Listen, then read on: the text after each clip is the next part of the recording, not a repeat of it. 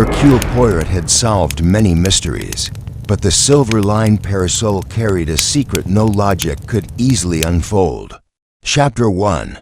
The inciting incident. Late afternoon sun cast a golden glow across the ornate ballroom of the Harbinger estate. It was the sort of setting one would expect to find a mystery unfold, opulent and refined.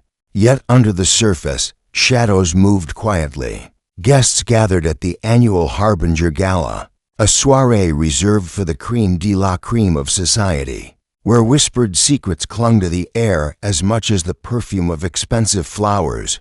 The large, mirrored windows reflected the grandeur of the scene, men in tailored tuxedos, and women in gowns of silk and satin. Crystal chandeliers twinkled above, their light softening the otherwise sharp edges of the room. The chatter was low, almost hushed, as if the guests themselves feared to break the delicate silence.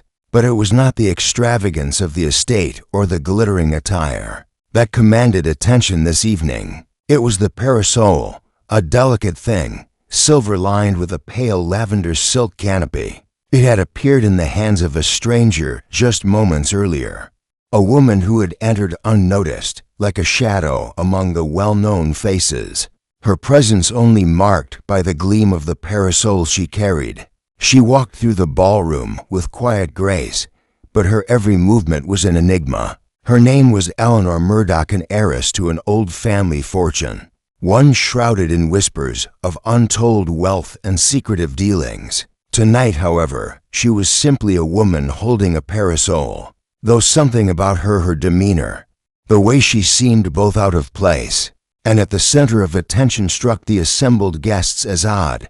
The parasol, gleaming in the light, was not merely an accessory. No, it seemed almost to have a life of its own. Guests murmured as it passed by, admiring its craft, but also sensing that it held something more. An aura of mystery hung about it, though few could say why. And then, just as the music swelled to a crescendo, the scream rang out. It came from the corner of the room where Eleanor had been moments before. A cry that tore through the air, high-pitched and full of terror. A gasp followed by a cascade of whispers. What had happened? What was the source of the commotion? The guests turned in unison, eyes wide with disbelief, as Eleanor Murdoch collapsed onto the floor. Her parasol fell from her hand, its silver lining glinting in the dimming light, now lying useless on the polished marble floor in the space where the scream had echoed. There was a silence as palpable as the heavy tension in the room. No one moved for several long seconds. Then, like a wave breaking, the crowd surged forward. But the sight that greeted them was chilling. Eleanor Murdoch was dead, her face ashen, her body limp still, save for the slight trembling of her hand, which held tightly to the handle of the silver-lined parasol. A heavy silence lingered in the air, broken only by the soft whisper of footsteps as the nearest guests recoiled in shock. A murder? No, not just a death, but a murder had taken place in the very heart of high society. Who could have done such a thing? And more puzzling, why?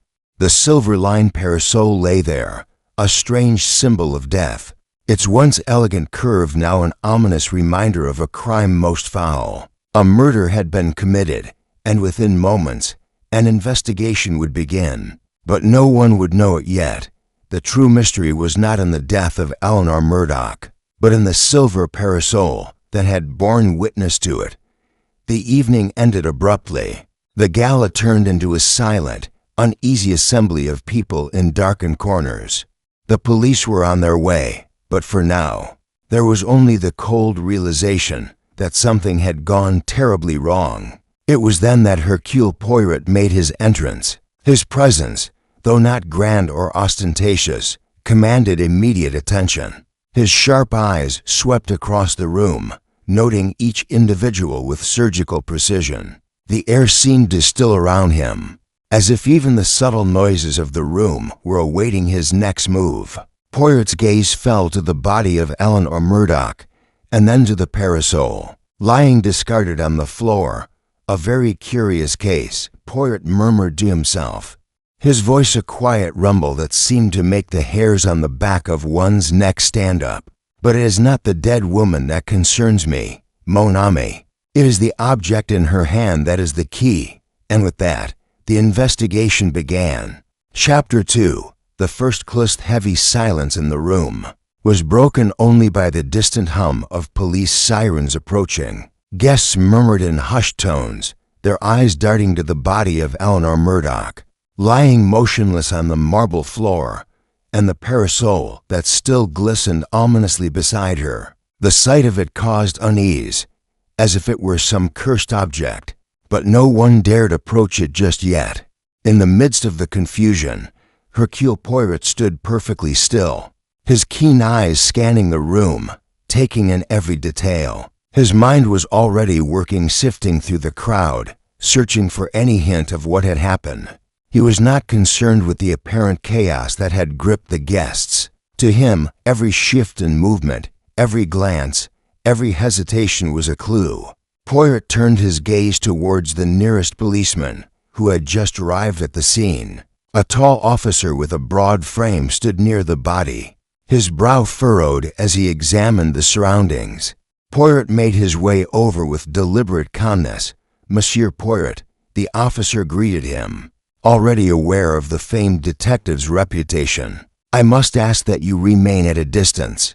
We are taking care of the investigation." Poirot nodded, his trademark mustache twitching ever so slightly. "Ah, but you see, monsieur, it is the nature of my work to observe what others do not. I have already gathered more information than you can imagine merely by looking." The officer gave a small, bemused chuckle, but Poirot's words were not spoken in jest. As he knelt down next to the body, his sharp eyes moved over Eleanor's form, pausing on the details that others would overlook. Her clothing, a rich gown of deep burgundy velvet, had not been disturbed in any visible way. There were no signs of struggle, no signs of a physical altercation. It appeared she had simply collapsed, an elegant woman brought to the ground by some invisible force. Poirot's eyes narrowed as he focused on the parasol. It had not fallen casually to the floor, as one might expect from an object tossed aside in a hurry. No, it had landed with its silver lining facing upward, as though deliberately placed in that position, that it was an absurdity that demanded attention. A parasol, such a fragile thing, was never involved in murder. Yet here it lay, its beauty now tainted by the violence it had witnessed. Poirot took a step back, allowing the officers to take their turn, while he assessed the guests who had gathered in clusters. Whispering amongst themselves, Poirot's sharp eye caught the nervous energy of one particular man standing at the far end of the room. His eyes darted about the room, scanning the crowd, his movements erratic and anxious. A man in a sharp suit, someone who had not been present for long, but whose presence seemed out of place. Poirot made a mental note of him. Meanwhile, the officers began questioning the guests. Eleanor's close friends and business partners were quickly pulled aside for initial statements. One by one, they answered questions about where they had been when the scream was heard, but none of their answers offered any insight into the mystery of the parasol. It seemed no one had been close enough to Eleanor at the time of her collapse to see anything unusual. Poirot's mind raced through the possibilities. Why would Eleanor Murdoch, an heiress with no known enemies, be murdered at this prestigious gathering? Who had a motive, and why would they act now, in front of so many witnesses? The guests were still in a state of shock, many of them unable to form coherent thoughts, let alone provide useful information. Poirot's gaze returned to the parasol. He had not overlooked the small detail that had struck him earlier. The parasol's handle was slightly crooked, as though someone had gripped it too tightly just before letting it fall. The subtle indentation at the base of the handle, barely noticeable, told him that the parasol had been handled recently, but not in the way one might handle a simple accessory. Someone had used it, and perhaps not for its intended purpose. Just then, a voice cut through his musings. Monsieur Poirot. A moment, if you please." The officer called to him again, a nervous edge in his voice. He gestured towards a nearby chair where the group of guests had gathered. "We've collected the initial statements, but we need your expertise." Poirot nodded and made his way over. As he passed the body, his eyes flitted over to the woman who had been standing closest to Eleanor before the incident. She appeared composed, but there was an unnatural stillness about her, an absence of emotion that could either be the result of shock or something far more deliberate. Poirot made another mental note, his instincts telling him to observe her carefully. "Tell me," Poirot began, settling into the chair and looking up at the group of assembled guests. "Where was each of you when the scream was heard? Were you nearby? Did you hear anything unusual? Any details, no matter how small, may assist in solving this puzzle." Each guest answered in turn, their voices shaky, some more nervous than others. The woman standing closest to Eleanor, now identified as Veronica Hargraves, was the first to speak. "I was with my husband in the drawing room," Veronica said. "We were discussing a recent business venture, but we heard the scream and immediately came to see what had happened." Poirot noted her calm tone, though something in her eyes suggested she was hiding something. He turned his attention to the others. As they gave their accounts, Poirot listened intently, noting inconsistencies. One of the men had mentioned hearing the sound of a parasol, though it seemed an odd detail to remember.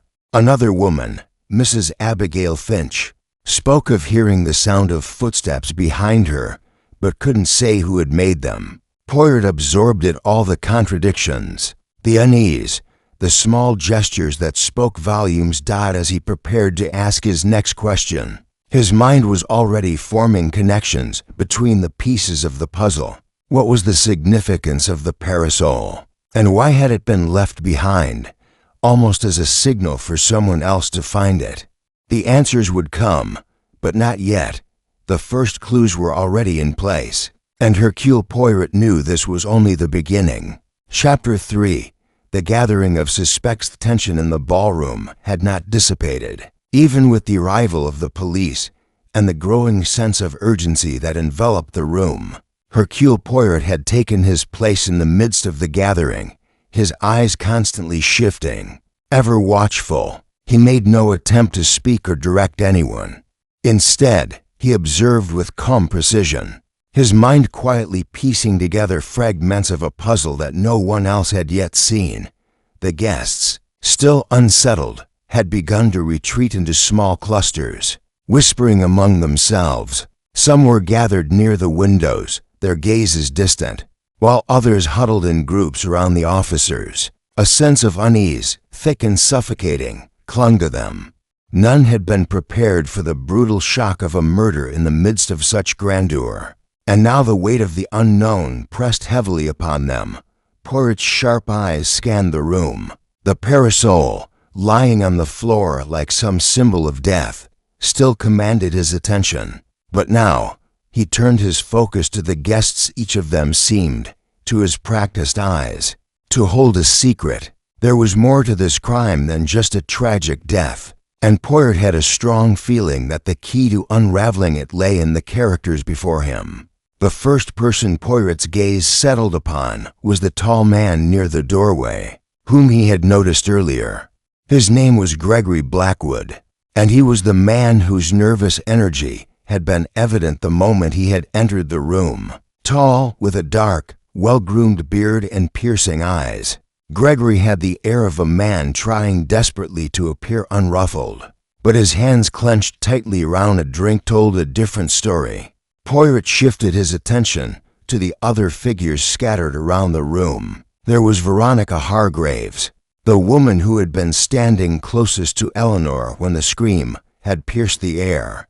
Veronica seemed composed on the surface, but her stiff posture, her lack of visible emotion, suggested that her mind was elsewhere, her thoughts possibly tangled in things far more complicated than the recent tragedy. Nearby, her husband, Nathaniel Hargraves, stood apart, his hand rubbing his chin absent-mindedly.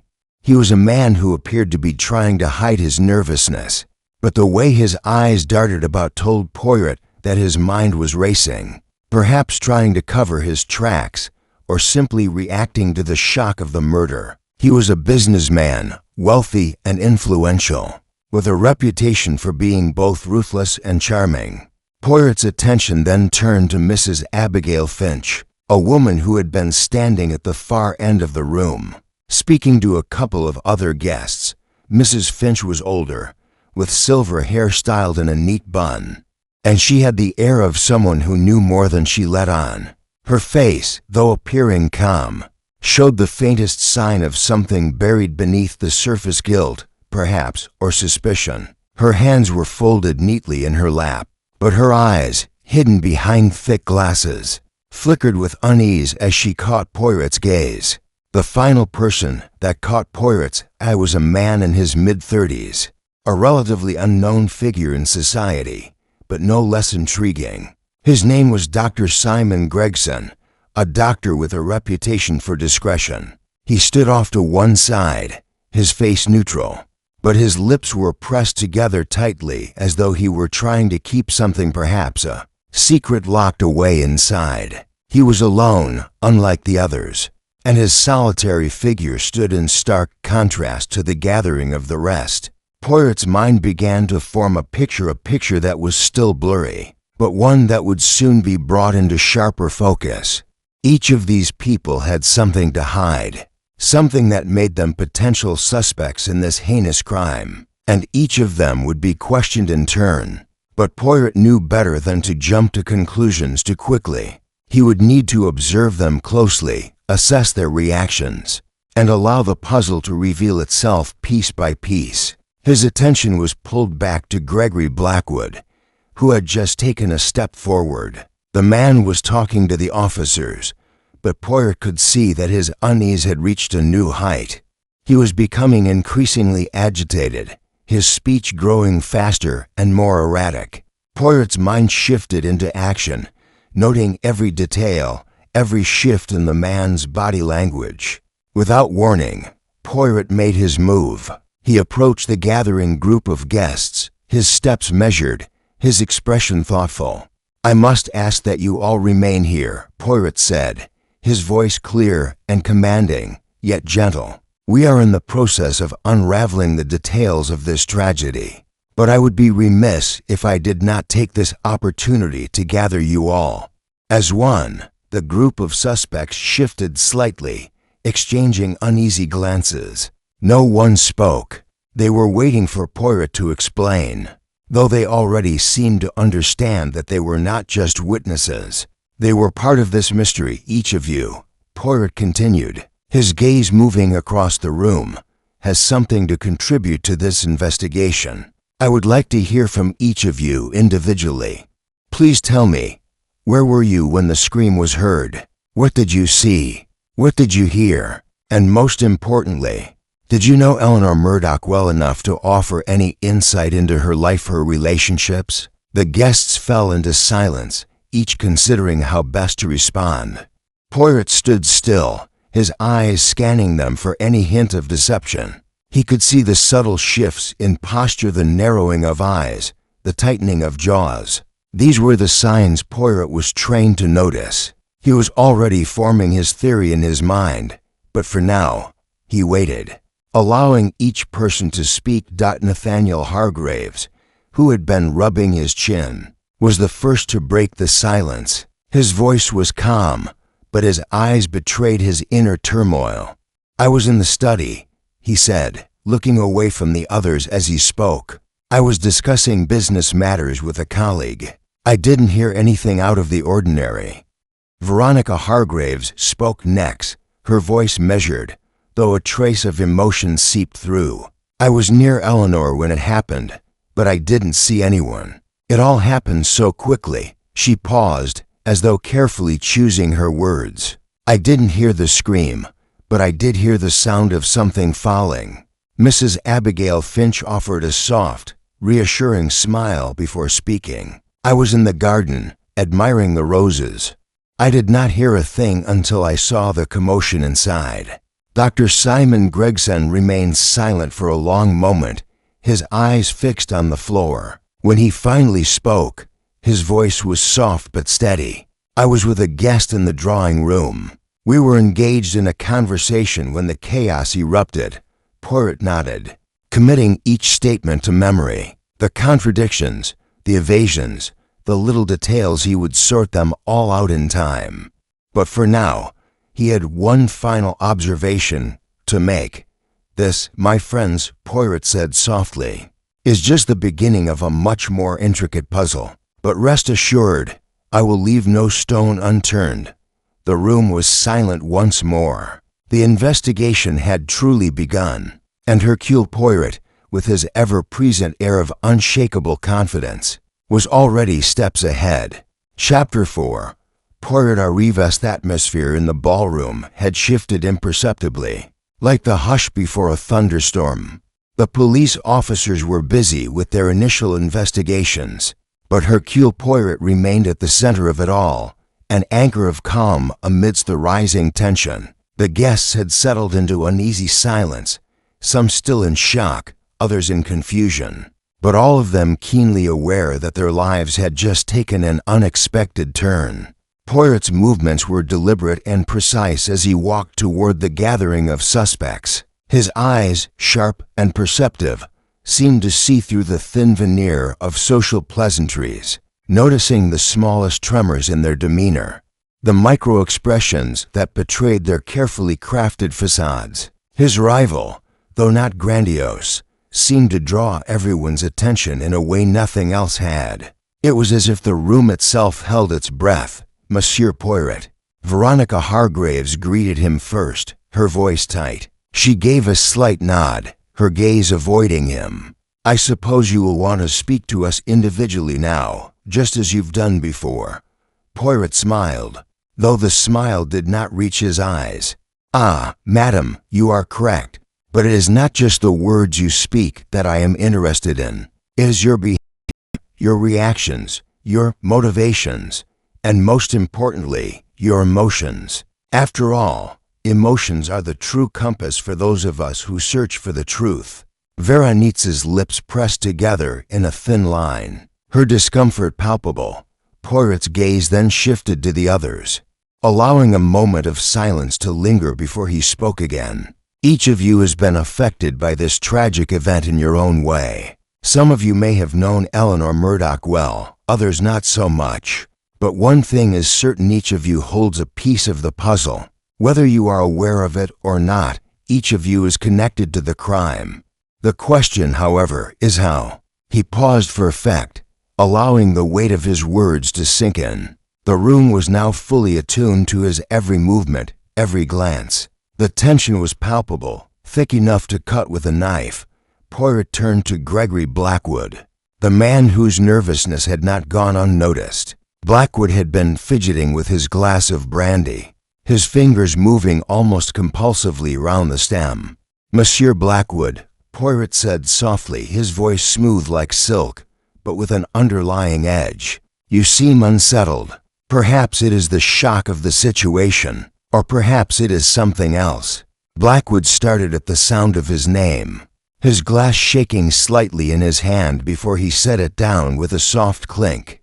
His eyes darted briefly to the door, then back to Poirot. I don't know what you mean, Poirot. This whole thing it's just unimaginable. Poirot studied him closely, his lips curling ever so slightly in amusement. You seem evasive, monsieur, but I do not believe it is because of the shock alone. I think there is more to your nervousness than meets the eye. Gregory Blackwood's hand twitched toward his pocket, but he quickly caught himself and placed both hands on the table in front of him, trying to appear composed. I assure you, Poirot, I have no idea why Eleanor. Poirot raised a hand, cutting him off. It is not Eleanor's death that I wish to discuss, monsieur, but your actions before and after. You were in the study, you said, with a colleague, and yet you do not mention anyone else who might corroborate your story. Why is that? Blackwood's throat tightened, and for a moment, he appeared to be at a loss for words. He glanced at the others in the room, his discomfort growing. Finally, he stammered, "I don't know what you want me to say."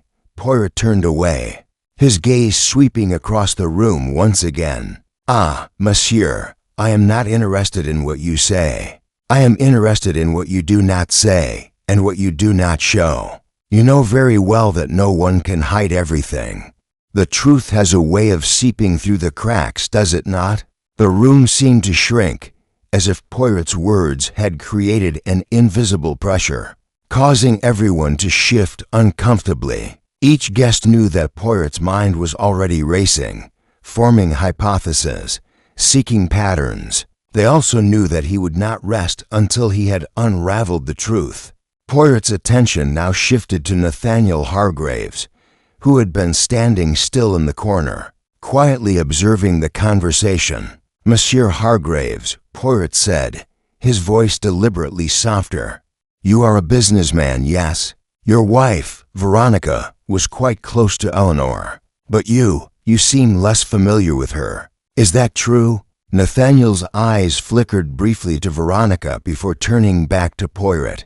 I knew her in passing, but we were not close. We had mutual acquaintances, that's all. Veronica and Eleanor were friends long before I came into the picture." Poirot nodded slowly, as if considering his words carefully. "And yet, monsieur, you find yourself here, in the midst of this tragedy. You have a financial interest in this, no? Perhaps more than you are willing to admit." The room fell silent once again. Nathaniel's face remained impassive, but Poirot saw the briefest flash of tension in his jaw. The businessman's posture straightened, but his eyes flickered to his wife. His lips pressed together. "Financial interest? That is absurd," Nathaniel replied, his voice tight. "My business dealings with Eleanor were always professional. Nothing more." Poirot's lips twitched with amusement. "Ah, but you see, monsieur, there is always more. The question is not whether the business was professional, it is whether the emotions, the motivations behind it, were. There's more to be revealed here, and I will find it." Poirot's gaze shifted to the others in the room. "Everyone here holds a piece of the puzzle. Some of you may not know it yet, but the truth is hidden in the smallest of actions. It is my job to uncover it." The guests exchanged uneasy glances, their earlier composure beginning to crack. Poirot had arrived, and with him, the certainty that the answers they sought the answers they feared would soon be laid bare. The investigation had only just begun, but Poirot was already steps ahead. For the others, the true mystery was not yet revealed, but for Poirot, it was only a matter of time before it all came into focus. Chapter 5. Initial interviews begin. Guests sat in uneasy silence, their eyes flicking nervously toward Poirot as he began his questioning. His mind worked like a finely tuned machine, observing every shift in posture, every glance, every word. He knew that beneath the polished exterior of these high society individuals, there was more to uncover. His task was not just to listen, but to watch, to observe what others would not notice. He turned to Nathaniel Hargraves first. The businessman, usually calm and composed, looked uncomfortable. His fingers tapped nervously against the arm of his chair, and his lips were pressed tightly together. "Monsieur Hargraves," Poirot began, his voice measured and calm, "I understand that you were in the study when the scream was heard. Tell me, what did you do when you heard it?" Nathaniel hesitated, then gave a small shrug. "I didn't hear a scream," he said, his voice tight. "I was in the study, discussing business with a colleague. It wasn't until later that I realized something had happened." Poirot's eyes narrowed slightly. "You didn't hear anything at all, monsieur? No sounds of distress?" Nathaniel shifted in his seat, his gaze flickering briefly to his wife, Veronica. "No, nothing. Just the usual quiet of the house," he said, his tone barely above a whisper. Poirot observed him for a moment longer, his expression unreadable. "Interesting," he murmured to himself. He then turned to Veronica Hargraves. "Madame Hargraves," Poirot said, his voice gentle but probing. "You were closer to Eleanor when the scream occurred, were you not? Tell me what you remember." Veronica stiffened slightly at the mention of Eleanor's name, her eyes flickering with a quick flash of emotion. "Yes, I was near her," she said softly, almost too softly. "I didn't hear the scream either, but I heard something falling. That's when I rushed over to see what had happened." Poirot tilted his head, considering her words. "You didn't hear the scream, but you heard something fall. How curious. Could it be that you were closer to the scene than you let on?" Veronique's lips pressed into a thin line, and for a moment she was silent. I don't know what you mean, Monsieur Poirot. I didn't hear a scream." Poirot didn't press her further. Instead, he shifted his attention to Mrs. Abigail Finch, who had been sitting quietly in the corner, her hands folded neatly in her lap. She had observed the proceedings with a calm that made Poirot suspicious. "Madame Finch," Poirot began, his eyes never leaving her face, "you were outside, in the garden, when the scream was heard. But you came inside almost immediately. What made you come in so quickly?" Abigail Finch adjusted her glasses and gave a small smile, though it didn't quite reach her eyes. "I was admiring the roses," she said, her voice smooth. "I didn't hear the scream, but when I saw people running inside, I assumed something had happened." Poirot's eyes sharpened as he regarded her. "You assumed, madam? You didn't hear anything at all? Nothing that could have alerted you to what had occurred?" Abigail hesitated, then nodded, though her smile seemed a little forced. "Yes, I didn't hear anything. Just the usual sounds of the garden." Poirot made a mental note of her response. There was something off about it, but he would allow her more time to reveal her true thoughts. He moved on to Dr. Simon Gregson, the doctor who had been standing quietly off to the side. "Monsieur Gregson," Poirot began, his tone calm, "you are a doctor, yes? You must have seen many cases of injury and distress. What was your reaction when you heard the commotion?" Gregson's eyes flickered briefly to the door. Then he met Poirot's gaze. "I was in the drawing room," he said evenly. "I didn't hear anything at first, but when I saw people gathering, I joined them. I checked on Eleanor, but it was already too late." Poirot observed him closely. "You didn't hear the scream, monsieur, despite being so close?" Gregson hesitated, then shook his head. "No, the house is large, and the sound didn't carry well." Poirot's eyes narrowed. There was something about Gregson's answer that felt rehearsed. A doctor should have been more attuned to the sounds of distress, and yet Gregson claimed to have heard nothing. Poirot knew better than to take such a simple answer at face value. The detective then turned to Gregory Blackwood, the man who had been fidgeting nervously with his drink since the start. Poirot could see the beads of sweat on his forehead, his anxious glances toward the door. "Monsieur Blackwood," Poirot said, his voice quiet but piercing, "you were not in the immediate vicinity of Eleanor when the scream was heard, but I sense you are troubled. What is it that you are not saying?" Gregory Blackwood flinched at the directness of the question. He quickly straightened up, his eyes widening. I don't know what you mean," he stammered, his hand gripping his glass tighter. "This is also unexpected." Poirot gave a slight nod, his eyes studying him carefully.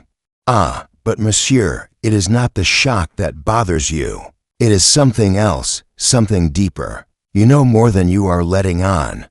Blackwood opened his mouth to speak, but then, at the last moment, closed it again. His face reddening, Poirot said no more, instead allowing the silence to hang heavily in the air. The pieces of the puzzle were starting to fall into place, but the picture was still unclear. Each interview revealed more tension, more contradictions, but there was still so much to uncover. Poirot glanced over at the other guests, who were now shifting nervously in their seats. It was clear that each of them had secrets, and Poirot was determined to bring them to light. But he would need time, and he would need patience. The investigation had begun, but the real work was just starting. And Hercule Poirot, with his sharp mind and unyielding determination, would not rest until the truth was revealed. Chapter 6.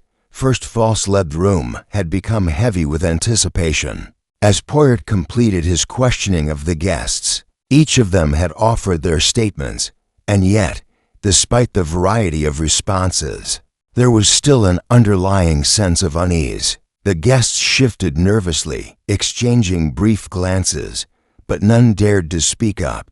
Poirot, however, had not missed a thing. He was content to allow the silence to linger as his mind worked at full capacity, weaving together the threads of each response, every gesture, every nuanced dot. After a long moment, Poirot stood up, his chair scraping softly against the marble floor. His gaze swept across the room, as if searching for something just beyond their comprehension. The guests were tense, waiting for his next move, uncertain of what he had deduced so far. Finally, Poirot spoke, his voice calm and measured. "Ah, Ms. Amos, we have reached an impasse, non? You have all spoken your truths, but the answers, I fear, do not add up. The pieces are scattered, and yet the picture remains unclear." The guests exchanged uneasy looks, their discomfort growing. Poirot's sharp eyes darted from one to another, analyzing their every reaction. But that is the nature of a mystery, is it not? The answers lie hidden, waiting for the right question to be asked. Poirot paced slowly across the room, his mind turning over the details once more. The contradictions, the inconsistencies, they were all so small, yet so significant. But one thing stood out more than the rest, the false lead that had been dropped into their midst. He turned to Gregory Blackwood, who had been standing near the door, his arms crossed tightly across his chest. "Monsieur Blackwood," Poirot began, his voice soft but commanding.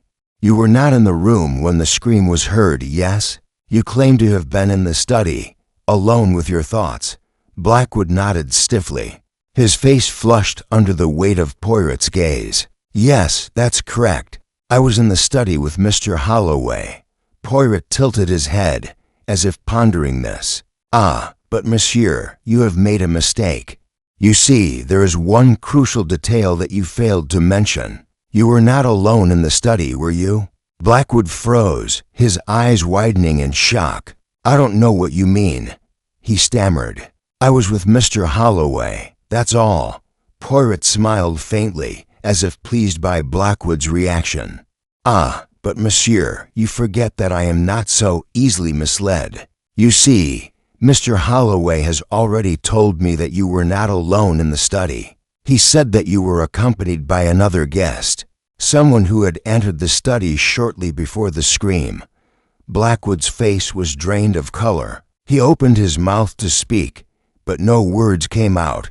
Poirot continued, his voice unwavering. "The guest in question, monsieur, was none other than Mrs. Abigail Finch." A wave of surprise rippled through the room as all eyes turned to Mrs. Finch. She sat still, her hands clenched tightly in her lap, her face pale as if she had just been caught in a lie. "Madam Finch," Poirot said, turning his attention to her, "it seems you have been less than truthful in your statement. You were in the study, but not alone. Why, then, did you not mention this earlier?" Mrs. Finch hesitated, her lips trembling slightly. I didn't think it was relevant," she muttered, her eyes flicking nervously toward Blackwood. "We were simply discussing the estate's garden, nothing more." Poirot's eyes narrowed. "Ah, but Madam Finch, this was no casual conversation, was it? You and Monsieur Blackwood were discussing far more than flowers. You were discussing something far more significant, something that may have played a role in Eleanor Murdoch's tragic death." The room held its breath. Poirot's accusation hung in the air like a weight. Mrs. Finch shifted uncomfortably in her chair, avoiding his gaze. "Poirot, you must be mistaken," Blackwood interjected suddenly, his voice growing desperate. "We were simply talking about the estate's finances. Nothing to do with the crime." "You cannot believe." Poirot raised his hand, silencing him. "Ah, but monsieur, you see, it is exactly that. The finances, the business, the motive that lies hidden beneath your innocent conversation. I believe you and Mrs. Finch were discussing the very thing that has led to Eleanor's death." Blackwood's jaw clenched, but he said nothing. Mrs. Finch, too, remained silent, her face unreadable. Poirot's sharp gaze turned to the other guests, who had been watching the exchange with growing curiosity. "You see, Miss Amos," he continued, "it is not always the most obvious clues that lead to the truth. No, the truth often lies hidden in plain sight, disguised as something innocent, something harmless." Poirot's eyes flicked to Veronica Hargraves, who had been watching the unfolding drama with wide eyes. "Madam Hargraves," he said, his voice carrying a hint of softness, "I believe you have known about the financial matters between Monsieur Blackwood and Mrs. Finch. I would wager that you were aware of their discussion." Veronika's face flushed with color, but she said nothing. Poirot allowed the silence to linger for a moment before speaking again. "You see, the financial dealings between Monsieur Blackwood and Mrs. Finch are not as innocent as they appear. There is something far more sinister at play, something that links all of you together."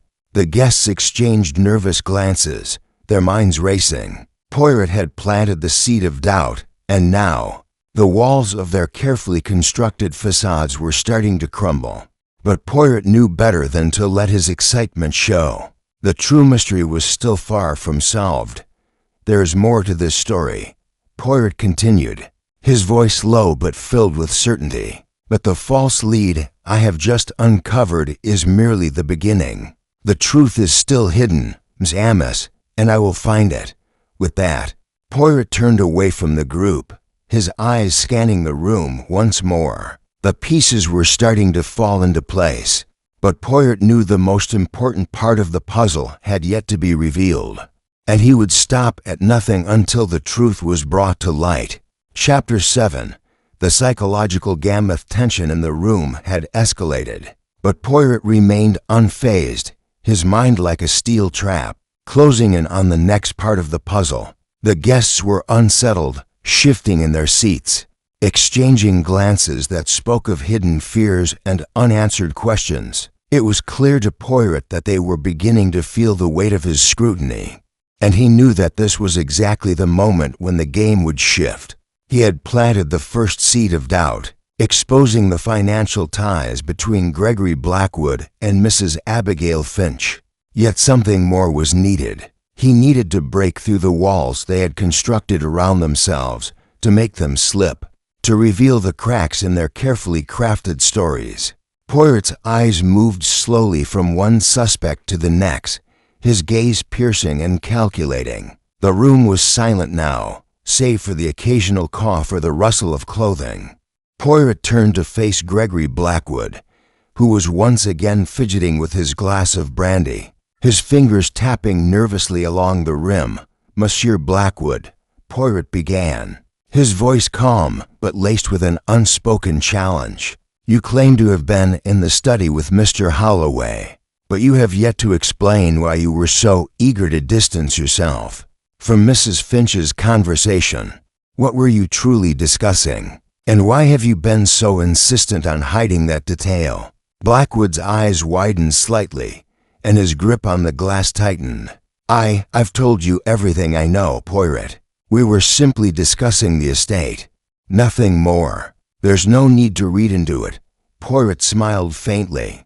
"Ah, but monsieur, it is precisely that which intrigues me. You see, nothing in this world happens by chance. The way you shy away from talking about your conversation with Mrs. Finch, the way you carefully avoid the subject, it tells me something more is at play here." Blackwood shifted uncomfortably.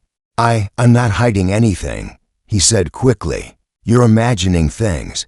Poirot leaned forward, his eyes locking with Blackwood's. "Am I? Or are you simply not ready to face the truth?" The moment was charged with an almost electric tension, but Blackwood said nothing further. Poirot could feel the man's unease, his desire to conceal something important. But for now, Poirot would let him stew in his discomfort. The true break would come when he least expected it.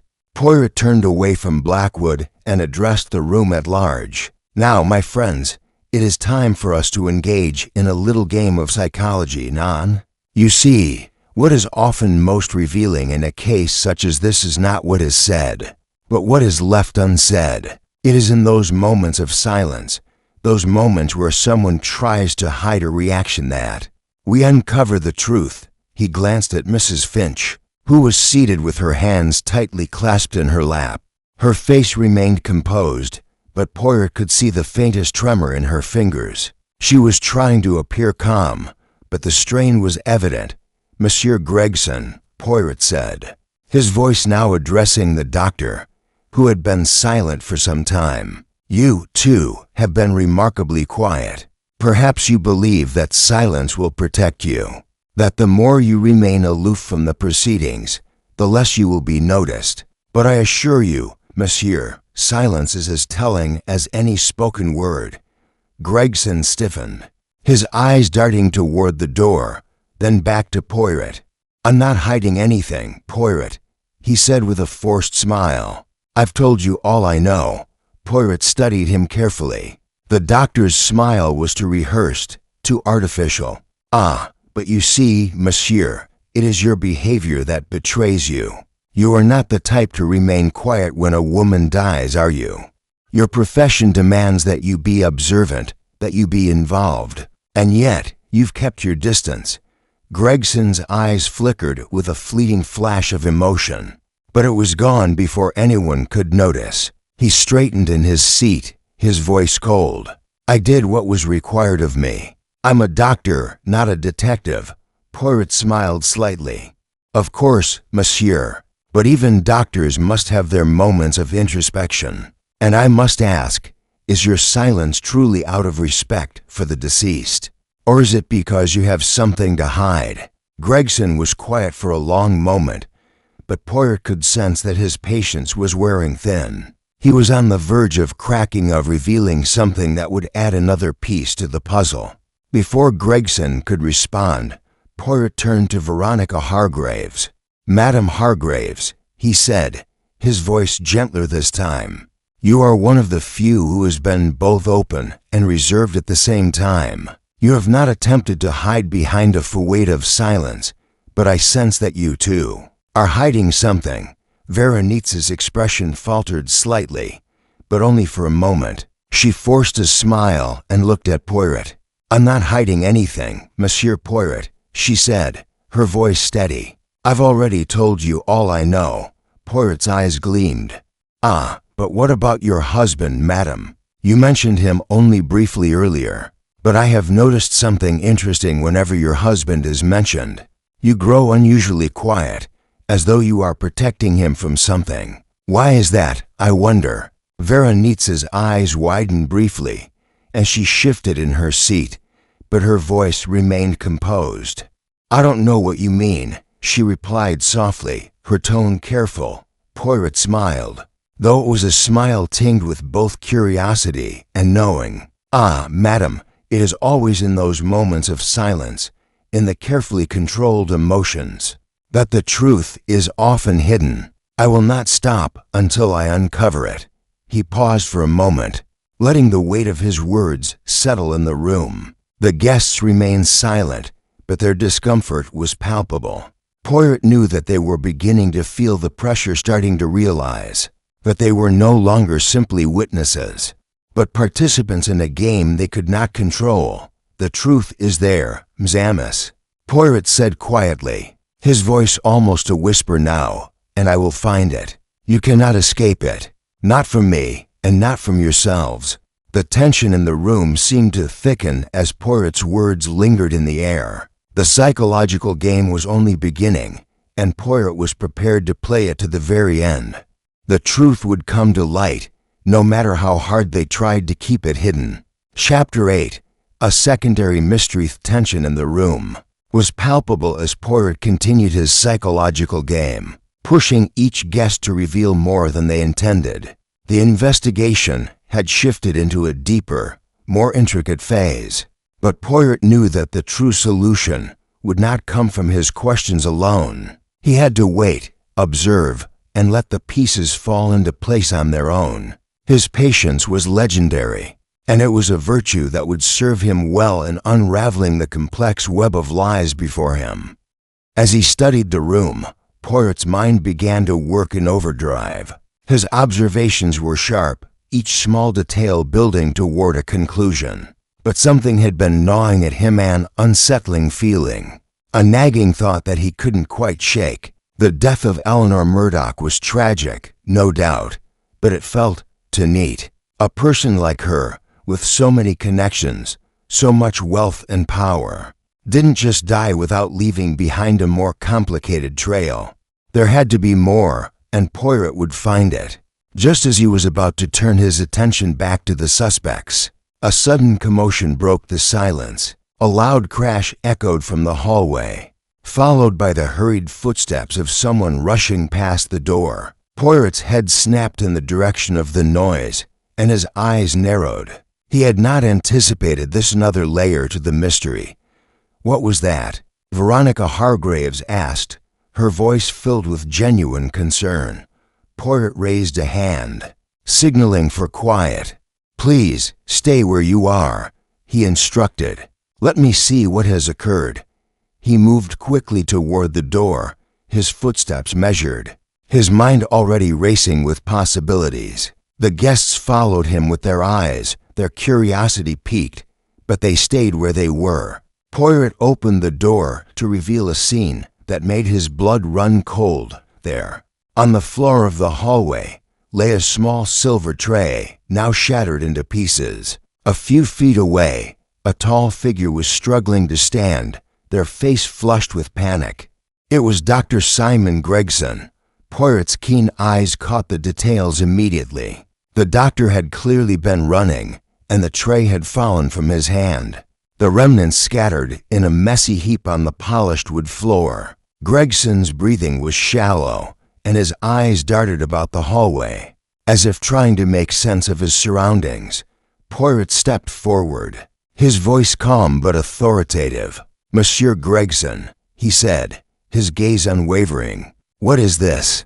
Gregson looked up, startled, his face a mask of shock. I didn't mean to cause a disturbance. It was an accident," he stammered, his hands trembling as he tried to gather the fallen pieces of the tray. Poirot's eyes studied him closely. "An accident? You were rushing down the hall. Was it really an accident, or is there something you are trying to hide?" Gregson swallowed hard, but he said nothing, his gaze shifting to the door behind him as if weighing his options. Poirot didn't move, his presence commanding and unyielding.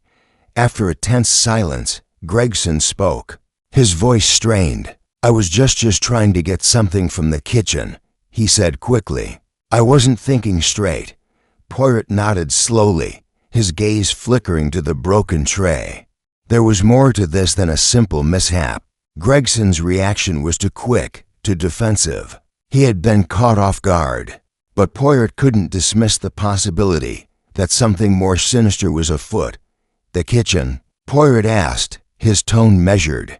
"Is that where you were heading, monsieur?" Gregson nodded, though his eyes betrayed him. "Yes," he muttered.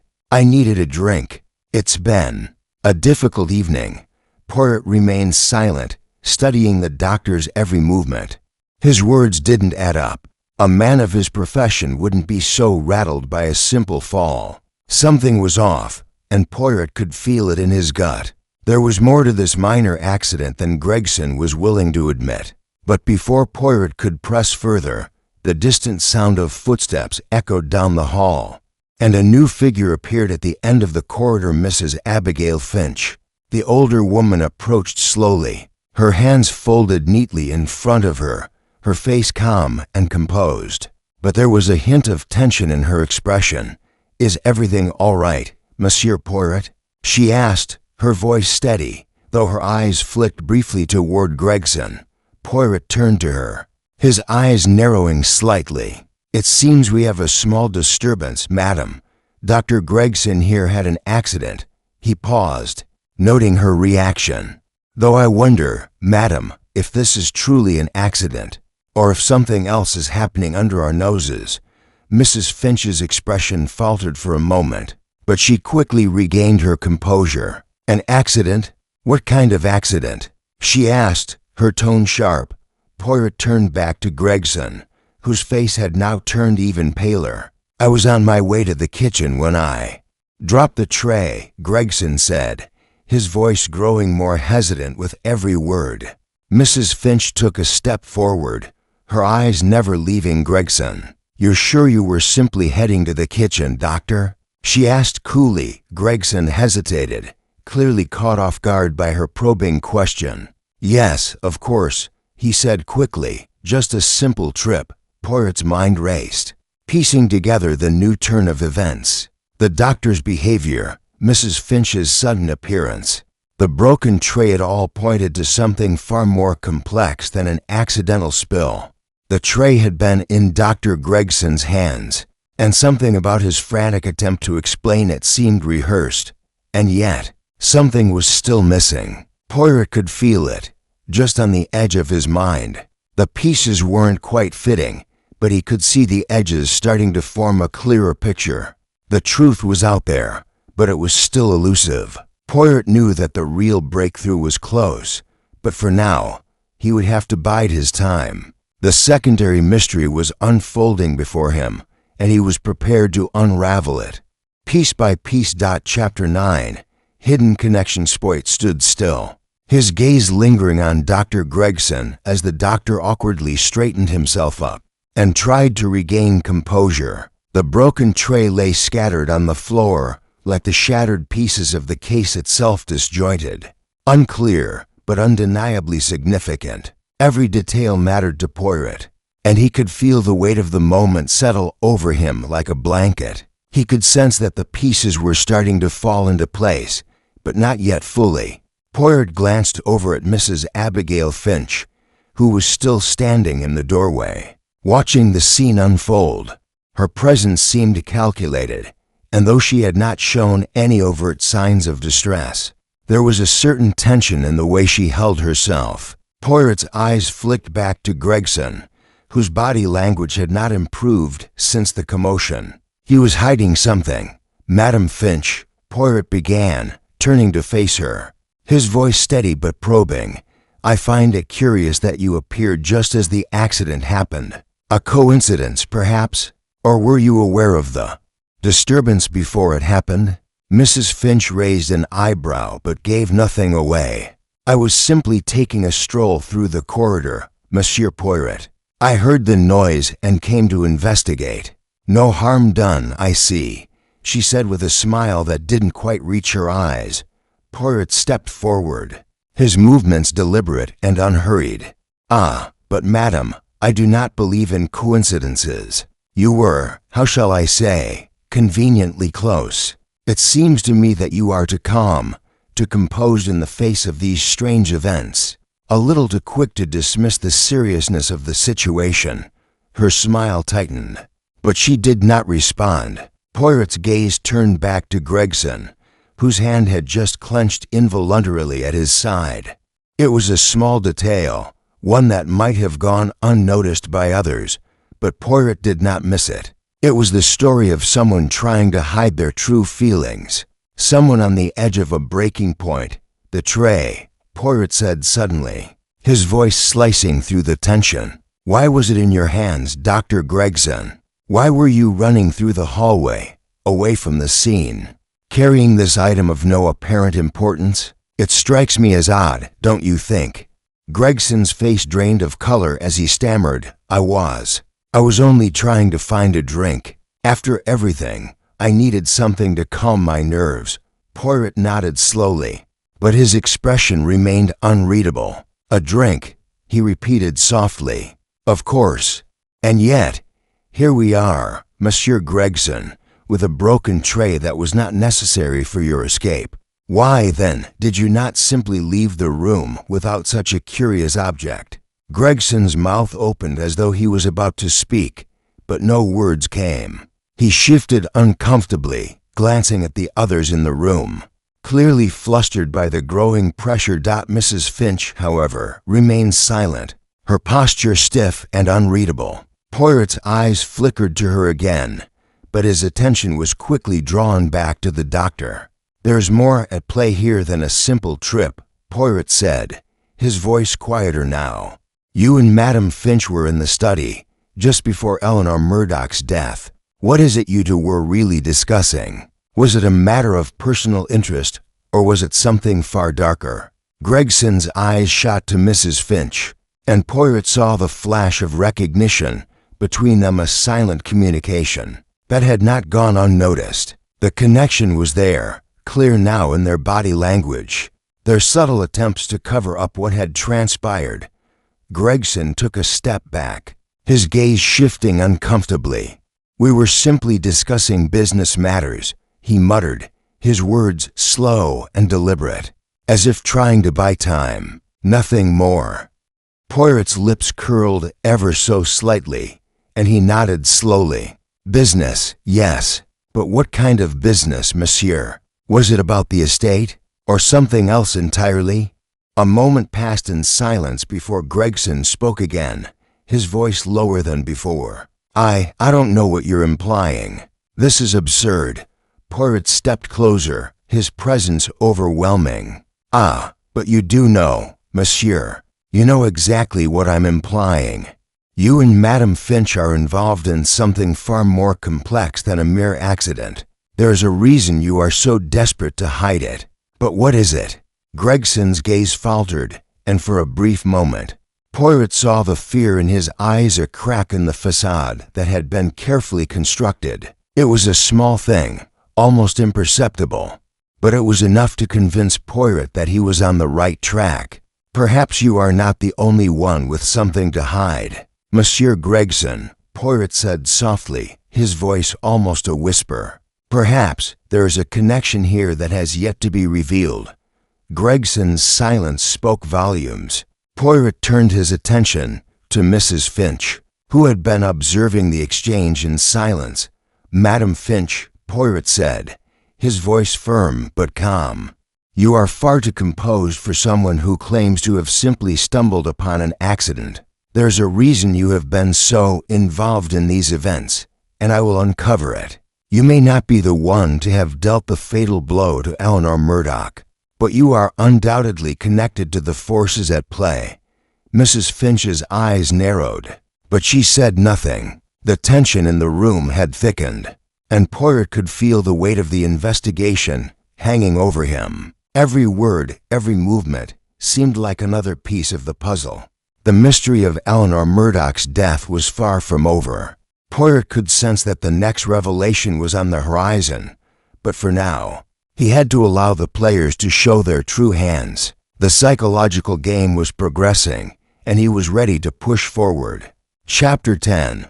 Poirot's secret clue. Poirot stood still, the weight of the moment settling over him as he took in the reactions of the guests around him. The investigation had entered a crucial phase. Each of the suspects, Gregory Blackwood, Mrs. Abigail Finch, Dr. Simon Gregson, and Veronica Hargraves, had shown signs of tension. The details, once scattered and vague, were slowly beginning to take form in his mind. The subtle clues they had given away in their words, actions, and even silences all pointed toward something more complex, something hidden just beneath the surface. Poirot's eyes narrowed slightly as he surveyed the room. Each individual was a puzzle, their faces betraying small but telling signs of nervousness. He allowed the silence to stretch just long enough to keep everyone on edge, to keep them wondering what he would say next. He wasn't ready to make any grand revelations just yet, but he was close, very close. His gaze drifted to the silver-lined parasol lying forgotten in the corner. Its presence had been a constant throughout the investigation, a silent witness to Eleanor Murdoch's tragic death. Poirot had already considered it an important part of the mystery, its odd positioning at the crime scene, its significance to the victim, but there was more to it. Something he had missed before, something that might hold the final key to unlocking the truth. Poirot's attention shifted to Mrs. Finch. who had been unusually quiet since the scene in the hallway. She was watching him closely, her hands clasped tightly in her lap. Her composure had returned, but the underlying tension was palpable. Her silence was, in Poirot's mind, one of the most significant clues of all. "Madam Finch," Poirot said, his voice calm but purposeful. "You were so quick to come forward after the disturbance in the hallway. You appeared at just the right moment, didn't you? It is almost as if you knew what was about to happen." Mrs. Finch stiffened, her lips pressing together. "I'm not sure what you mean, Monsieur Poirot. I merely heard the noise and came to see if there was anything I could do."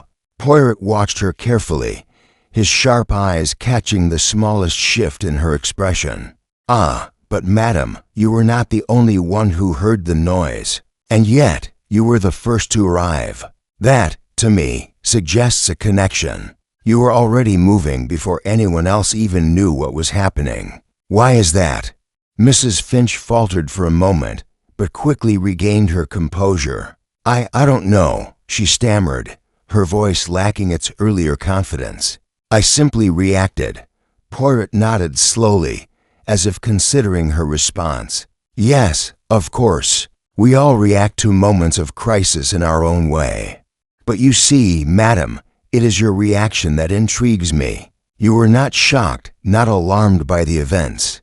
You were prepared, as if you had expected something to happen." The words hung in the air, and for a brief moment, Mrs. Finch's gaze flickered nervously to the other guests. Poirot saw just a hint of fear, quickly masked by an expression of calm. He knew he was getting closer, and he had no intention of letting her off the hook so easily.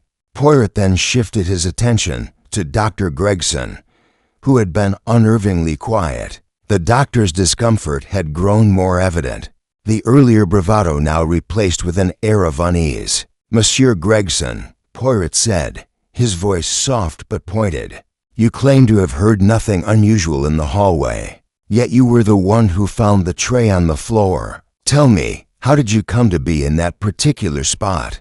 Gregson shifted uncomfortably in his seat, his hands clenched tightly together. I was simply coming from the drawing room, as I said. I didn't see anything unusual." Poirot raised an eyebrow, his gaze unwavering. "Ah, but monsieur, you were so quick to find the tray. Almost too quick, if I may say so. It strikes me as odd that you should be in exactly the right place at exactly the right time."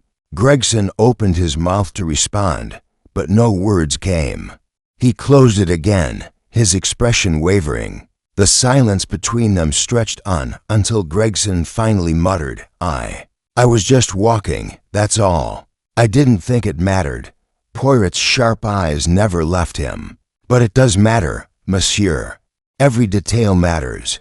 The tray, the broken pieces, the way you were positioned, it all suggests a greater involvement than you let on. Perhaps you were not just a passive observer in this case, but an active participant." The words were out there now, and the tension in the room seemed to double. No one moved. The pieces of the puzzle were beginning to align, but they weren't yet clear enough for Poirot to make his final deduction. Poirot allowed a few moments to pass in silence before speaking again, this time addressing the entire group. "The truth, Mzamas, is not so elusive. It lies within you all, hidden in your actions, your words, and your silences. But there is still one final clue, one that I have yet to reveal. It is the key to everything." The room was on edge, their eyes trained on Poirot, but no one spoke. Poirot knew that he could push no further at this moment, not until he had the final piece in place. The mystery was still unfolding, and it was now only a matter of time before the truth would be exposed. Poirot glanced one last time at the parasol in the corner, its gleaming silver lining catching the light. There it was, the clue that had been before him all along. He had seen it, but he hadn't fully understood it until now. The parasol, its placement, its connection to the victim, this was the key. The time for revelations was near, but for now, Poirot would wait. The game was not yet over.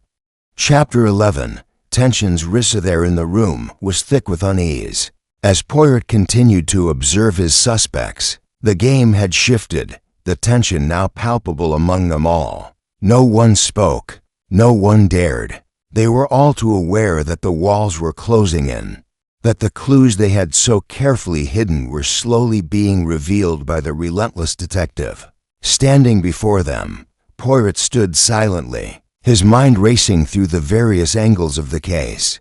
It was a puzzle that was almost complete, yet one final piece was still missing. The parasol, the broken tray, the financial connections. Each detail led to something larger, something more intricate than anyone had anticipated. But Poirot's thoughts were interrupted by a voice sharp, abrupt. "This is madness, Poirot," Gregory Blackwood suddenly blurted out, his voice shaking with a mixture of fear and frustration. "You're accusing us all of something we haven't done. You're twisting our words, our actions. I've done nothing wrong." Poirot's gaze snapped to him, and for a moment, Blackwood looked as though he might crumble under the detective's intense scrutiny. But Poirot did not respond immediately. Instead, he let the silence hang between them, allowing the room to feel the weight of the accusation. Finally, Poirot spoke, his voice calm, his expression unchanged. "Monsieur Blackwood, you are correct in one regard. You have done nothing wrong yet, but the game is not over. You see, it is not what we have done, but what we have failed to do that matters. It is the things left unsaid, the things hidden from view, that are the true key to this puzzle." Blackwood opened his mouth to retort, but Poirot continued, undeterred. "The truth is often found in the cracks, in the moments where our minds turn away from what we do not want to see. You, monsieur, have shown me just such a moment, a crack in your armor, a flicker of hesitation that tells me there is more to your involvement than you care to admit." Blackwood's face flushed a deep red, his lips tightening. "I'm not hiding anything from you," he spat. Though his words lacked conviction, Poirot remained silent for a moment, watching him closely, then turned his gaze toward Mrs. Finch. The older woman had been observing the exchange quietly, her fingers folded in her lap, her expression unreadable. But Poirot had noticed the subtle shift in her demeanor when Blackwood spoke. A brief flicker of something, a slight twitch of the eye had caught his attention. It was enough to confirm his suspicions that she, too, was playing a game. "Madam Finch," Poirot said, his voice soft but insistent, "you are not immune to this game either. You were the first to come forward after the disturbance in the hallway. You were quick to assure us that everything was fine. But tell me, why did you find it so urgent to intervene at that moment?" Mrs. Finch's lips pressed together in a thin line, but she didn't respond immediately. Poirot could see the tension in her shoulders, the way her body stiffened at his words. She was hiding something, and Poirot knew it was just a matter of time before she cracked. "Perhaps," Poirot continued, "it was because you knew what was coming. Perhaps you knew that Dr. Gregson had already set the stage, that you had to ensure the next act went according to plan. Or perhaps," Poirot's voice lowered, "you were simply afraid." At his words, Mrs. Finch's face paled, her fingers tightening on the fabric of her dress. She opened her mouth, but no words came out. It was as if Poirot had struck a chord deep within her, and now she was struggling to keep her composure. "Madam Finch," Poirot repeated, his voice gentle but probing, "do you have something to tell us? Is there something you're withholding?" She swallowed hard, her throat constricting. I have no idea what you're talking about," she said at last, but even to Poirot's untrained ear, her voice wavered. Poirot could see that she was beginning to crack under the pressure. He had known from the beginning that she had more to reveal, that she was hiding something critical to the case. But it would take more than just words to make her confess. No, Poirot would have to wait for the right moment, the moment when the truth could no longer be denied. Just as Poirot was about to speak again, he was interrupted by a soft cough from Veronica Hargraves. She had been quiet for some time, But now, her voice sliced through the tension. "Poirot," she said, her voice trembling, "this is madness. You're accusing us all, but you have no proof. We're not criminals." Poirot's eyes met hers, and for a brief moment, he saw something there, something beyond the fear, beyond the frustration. A hint of guilt, perhaps, or a shadow of something darker. It was faint, but it was there. "Monsieur Poirot," she continued, her voice shaking more now, "you're wrong about all of us. None of us had any reason to harm Eleanor. You've made a mistake." Poirot didn't respond immediately. Instead, he simply nodded slowly. "Ah, madam, you are right about one thing. I do not yet have the proof I need. But rest assured, the proof will come. It always does." Whodunit's eyes flickered nervously, and Poirot could tell that she was beginning to feel the pressure, the weight of the investigation settling heavily on her shoulders.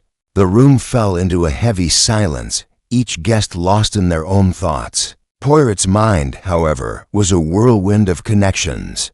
The pieces were coming together slowly, deliberately, but there was still something missing. The tension was mounting, and Poirot knew that the truth would not remain hidden much longer. "The game," Poirot said finally, his voice breaking the silence, "is far from over. In fact, it has only just begun. We will all have our answers soon enough." He allowed the weight of his words to sink in before turning away. The investigation was reaching its peak, and the final revelations were within reach. The suspects could feel it, and Poirot could sense that they were all beginning to fear the inevitable. Chapter 12. The confrontation tension in the room seemed to have reached its peak. The guests, once an elegant, composed gathering, now looked like weary actors caught in a play whose script they had not written. Every movement was calculated, every word carefully measured.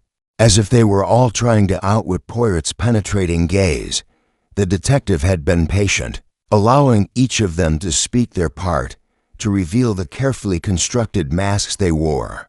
But now, as the room held its collective breath, Poirot knew it was time to push forward, to break through the last barriers.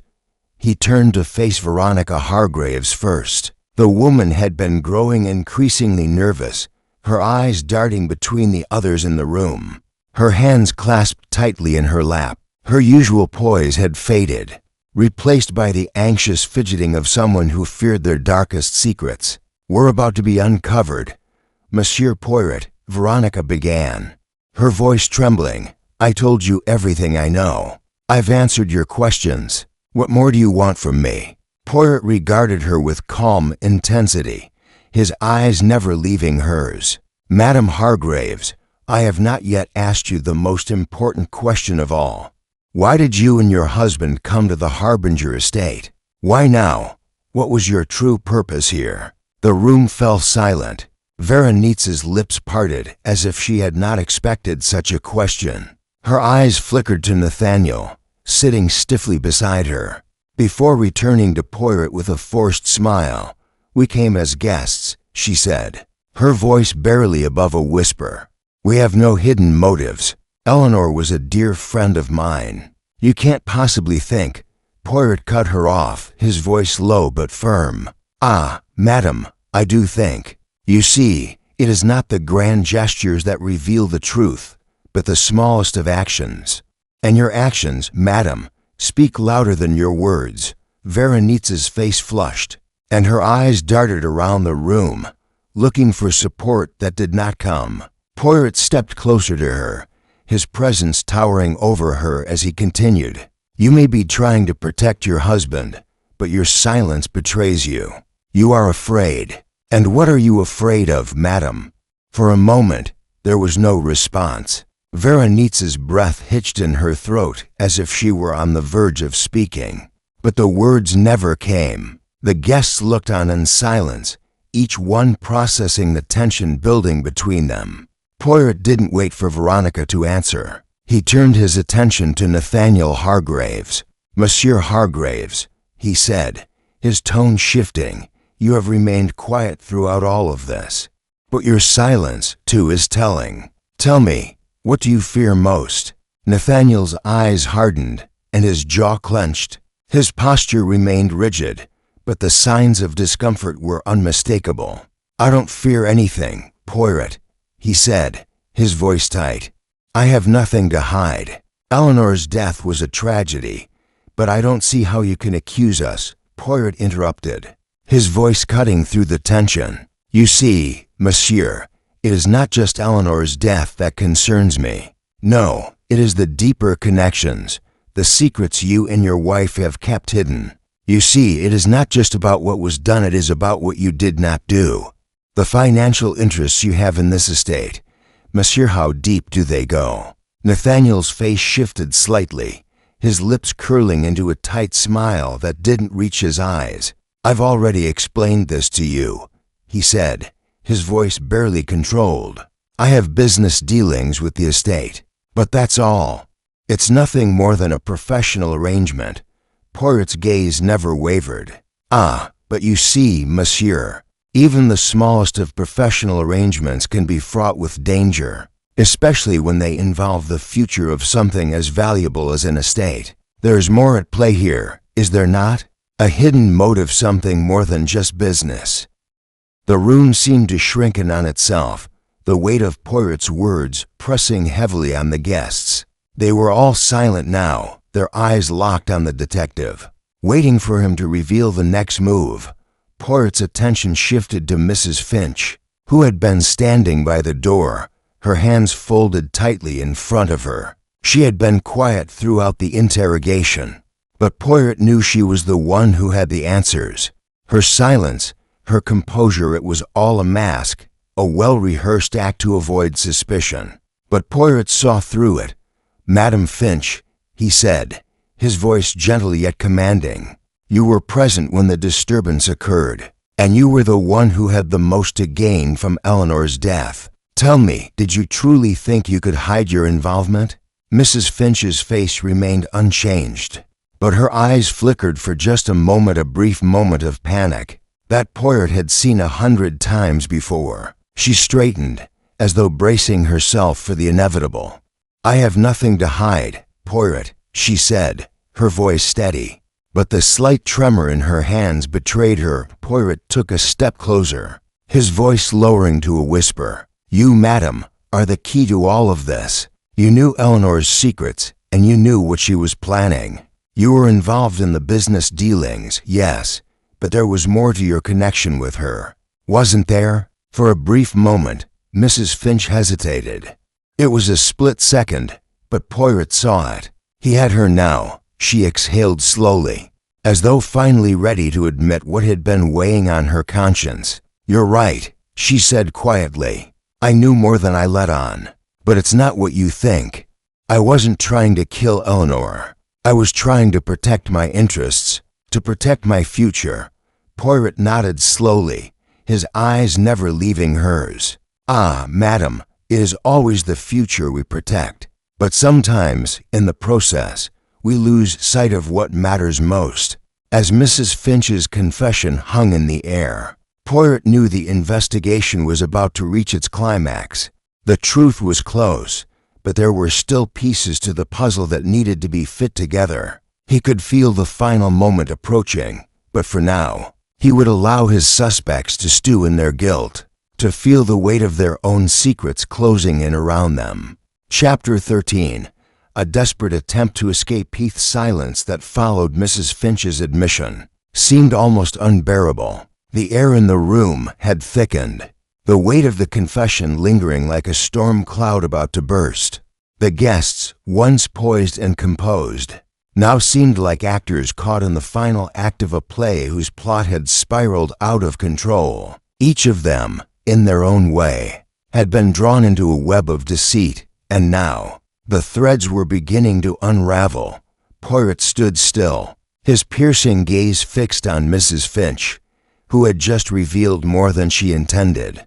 He had known deep down that she was hiding something far more significant than the surface explanations she had offered. The financial dealings, the secrets between her and Eleanor Murdoch, all of it had pointed to a deeper, darker involvement.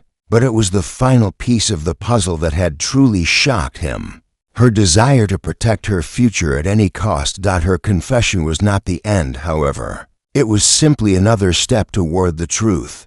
The investigation had reached a point where everything felt poised on the edge of a precipice. All it would take was one final push, one last piece of evidence, and Poirot would have his answer. But just as he was about to speak again, a sudden noise interrupted the tense silence. A sharp, rapid series of footsteps echoed from the hallway outside, followed by the sound of something heavy hitting the floor with a dull thud. The guests turned in unison, their faces filled with alarm. Poirot's mind immediately went on alert. The timing of this disturbance couldn't have been more suspicious. He had been on the verge of a breakthrough when the noise erupted, and now it seemed as if someone was trying to make an escape, to disrupt the course of the investigation. He turned to Mrs. Finch, his eyes narrowing. "Ah, madam, it seems that someone is quite eager to leave, yes?" Mrs. Finch didn't respond immediately, her face pale, her lips trembling. She glanced toward the door, but her gaze betrayed a hint of fear that she could not conceal. Poirot noted it. Of course, he had seen that same expression many times before, and he recognized it for what it was. She wasn't just afraid of the investigation, she was afraid of something more. Something beyond the crime itself. Without waiting for any further reaction, Poirot moved swiftly toward the door, signaling for the officers to follow. The guests remained frozen in place, their eyes wide with curiosity and fear. But Poirot was no longer concerned with them. He had to see what was unfolding. The hallway outside was dimly lit, the flickering light from a nearby sconce casting long shadows along the walls. Poirot's footsteps were soft, but measured as he approached the source of the disturbance. The air was thick with tension as he rounded the corner and came upon a sight that confirmed his suspicions. Gregory Blackwood was standing in the middle of the hallway, a look of sheer panic on his face. He was halfway down the corridor, glancing over his shoulder as though he were being pursued by an invisible force. His hands were shaking, and his body was tense with fear. Poirot's sharp eyes immediately took in the scene. Blackwood was no longer acting like a man in control. He was acting like a man who had something to hide, a man who was ready to flee. "Monsieur Blackwood." Poirot's voice rang out, sharp and commanding. Blackwood froze, his body stiffening.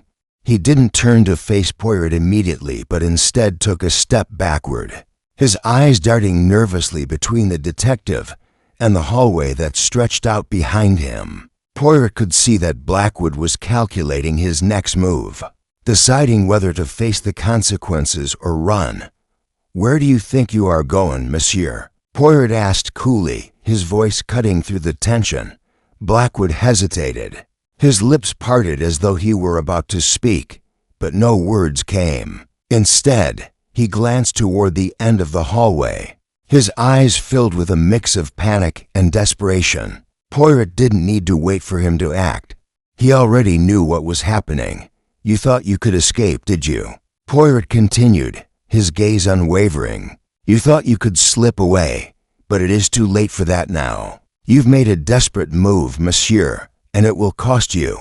At that moment, Blackwood made a decision. Without another word, he turned on his heel and bolted down the hallway, his footsteps pounding against the floor as he ran.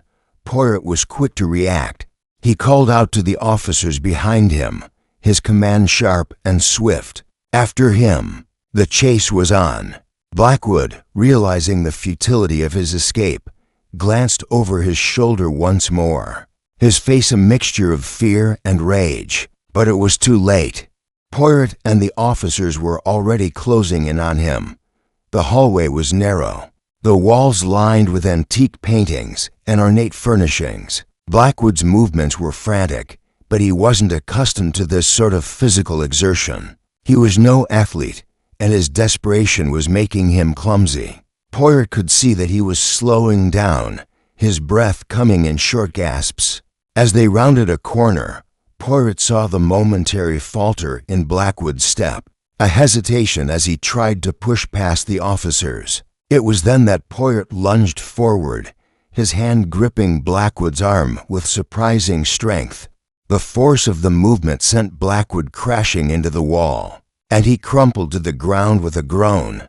The officers quickly restrained him, their grip firm as they pulled his hands behind his back and secured them with cuffs. Poirot stood over him, his face impassive. "You are far deeper than you realize, monsieur," Poirot said, his voice calm but filled with an unmistakable authority. "You will not escape this time." As Blackwood struggled beneath the officers, Poirot's mind was already piecing together the next steps. The investigation had taken a sudden turn, but the truth was closer now. The desperation in Blackwood's attempt to flee was a clear indication that the walls were closing in on him, and soon, very soon, Poirot would have all the answers. Chapter 14. The final piece falls into place. The sound of Blackwood's desperate footsteps echoed in Poirot's mind long after the chase had ended. He was now firmly in the grasp of the officers, his once pristine suit wrinkled and stained with the marks of a man caught trying to escape his own web of lies. Poirot watched him closely as he was restrained, the fear in Blackwood's eyes unmistakable. For a moment, Poirot did nothing but observe. Blackwood's body language, the trembling hands, the cold sweat on his forehead spoke volumes. He had been caught, and now the truth was poised to come spilling out. Poirot took a step closer, but he did not speak immediately. He knew better than to rush this moment. The game had been long, but the final act was now unfolding. He had the answers, but it was important that he let the pieces fall naturally into place. "Monsieur Blackwood," Poirot began, his voice soft but commanding, "you have made a mistake, haven't you?" Blackwood's eyes narrowed in defiance, but the shaking of his hands betrayed him. I don't know what you're talking about," he stammered. "I didn't do anything." Poirot studied him closely. The man was desperate, his words, his movements, they were all the signs of someone who was trying to cling to the last vestiges of control. Poirot could see through the act. He knew what lay beneath. "You were trying to escape," Poirot continued, his voice steady. "But you see, monsieur, it is too late for escape. I have already gathered all the pieces of this puzzle. All that is left is for you to admit it." Blackwood's eyes flickered, a brief moment of vulnerability in his gaze before he quickly masked it with a snarl. "I don't know what you think you know," he spat, "but you're wrong." Poirot leaned in slightly, his expression thoughtful. "I am not wrong, monsieur. You see, I know you. You've been careful, haven't you? But nothing can remain hidden forever. Not when you have something to protect." Blackwood recoiled as though struck. "You have no idea what you're talking about." Poirot smiled, but it wasn't a smile of amusement. It was the smile of someone who had already solved the riddle. "Ah, but I do, monsieur. I understand everything now. The pieces have all come together. The parasol, the broken tray, your frantic behavior, and even the financial dealings. It's all connected, and you are the key." The room fell silent. Blackwood's chest rose and fell with heavy breaths, his eyes darting nervously toward the officers who stood at attention, watching his every move. The truth was out now, and Poirot knew it. "The parasol," Poirot said softly, as if savoring the final revelation. "It was not just an accessory. No, monsieur. It was a symbol of control, of wealth, and of power. You knew that Eleanor Murdoch had something valuable, didn't you? Something that you wanted for yourself." Blackwood's expression shifted for the briefest of moments, just a flicker of fear before it was gone. Poirot continued, pressing forward. "The tray," Poirot said, his voice growing more firm, "wasn't just a distraction. It was a sign, a signal that you were ready to make your move. You were desperate, but you weren't desperate enough to give up on what you wanted. And what you wanted, monsieur, was to control the estate at any cost." Blackwood's breathing grew more ragged. "No," he whispered, almost to himself. You don't understand." "Oh, I understand perfectly," Poirot said, his voice filled with quiet certainty. "You were in deep, monsieur. The financial dealings were only the surface. The truth beneath was far darker. You were willing to kill for what you thought you could gain. But you forgot one thing." Blackwood's eyes flashed, a spark of defiance igniting in them. "What?" Poirot smiled softly, his gaze unwavering. "You forgot about the truth. You forgot that it always comes to light in the end." With that, Poirot turned to the officers. "Take him away," he said quietly, his voice tinged with finality. "The truth has been revealed. Now it is time for justice." As the officers moved to escort Blackwood out, Poirot's mind began to piece together the final moments of the puzzle.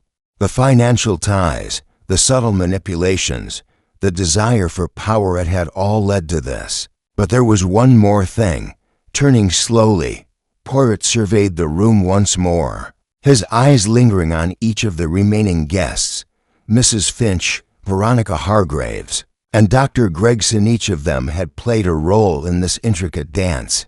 But only one man had been willing to go to such extremes. Only one man had crossed the line between ambition and murder. Poirot's gaze softened slightly as he regarded them, his mind already turning toward the next steps of the investigation. The case was solved, but the echoes of the mystery would remain, lingering in the air like the quiet hum of a forgotten song. In the end, Poirot knew that it was never just about solving the crime. It was about understanding the people behind it, their motivations, their fears, their secrets, and how far they were willing to go to protect them. And as Blackwood was led away, Poirot felt the weight of that knowledge settle over him like a cloak. The case was closed, but the story was far from over. Chapter 15. The final gathering. The quiet that followed Blackwood's departure hung heavily in the room. The guests remained seated, their eyes fixed on the floor, some lost in thought, others attempting to maintain composure. The atmosphere was one of both relief and apprehension. Relief that the perpetrator had been revealed, but apprehension about what might come next. Poirot stood at the head of the room, his mind still working, but now with a sense of finality.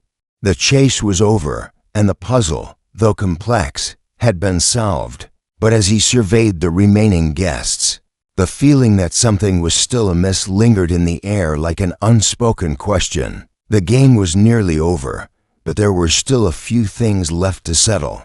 With a calmness that contrasted the tension of the room, Poirot began to speak. "Monsieur, Madam, we have come to the conclusion of this investigation, but I ask that you allow me one more moment of your time. There are still a few final details to address." The guests looked up at him, their faces a mixture of confusion and curiosity. Mrs. Finch, who had been silent since Blackwood's arrest, shifted uncomfortably in her seat. Veronica Hargraves, her gaze never wavering from Poirot, seemed oddly composed, but there was something behind her calm exterior that told him she was struggling to reconcile the outcome of the investigation with her own role in it. Poirot's voice softened, taking on a tone that was both reassuring and commanding. "You see, Ms. Amos, the mystery was not just about solving a crime. It was about understanding each of you, about understanding how, even in the most sophisticated of circles, there are hidden motives, secrets that shape our decisions." He paused, letting his words settle in the room. The quiet was palpable, almost suffocating, but Poirot allowed it, giving the guests time to process the enormity of his statement. "The truth," he continued, "has a way of exposing itself, not always in the ways we expect, but in the ways we cannot control. It is this truth that I have sought, not just the truth of the murder, but the deeper truth of your actions, your motives." His eyes moved from Mrs. Finch to Dr. Gregson, and then to Veronica. "Each of you played a part in this case, some of you willingly, others unwillingly, but all of you had a connection to the events that unfolded, and it is that connection I wish to explore, just for a moment, before we proceed." Poirot's gaze lingered on Mrs. Finch. Madam Finch, you were the first to approach the scene. You came with purpose, did you not? You knew the moment Blackwood was cornered that it would be over. You were prepared for that moment." Mrs. Finch stiffened, but Poirot's voice did not waver. "You were protecting more than just yourself, weren't you? You were protecting your interests, the estate.